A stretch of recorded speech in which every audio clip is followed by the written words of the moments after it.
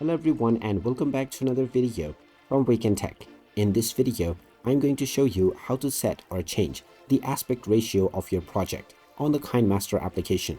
So let's get started right away. First of all, open up the KineMaster application on your device, and once it is fully loaded, you will be taken into the Create page, from which you can create a new project, or you can open up any of your old projects from where you left off previously.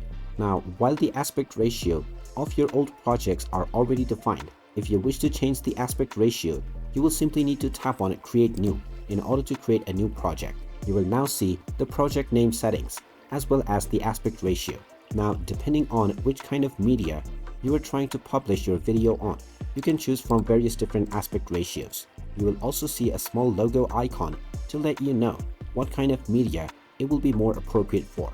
After choosing your desired aspect ratio, tap on the Create button, and now this will open up your editor, and you will see that the canvas has been shifted to the aspect ratio that you just selected.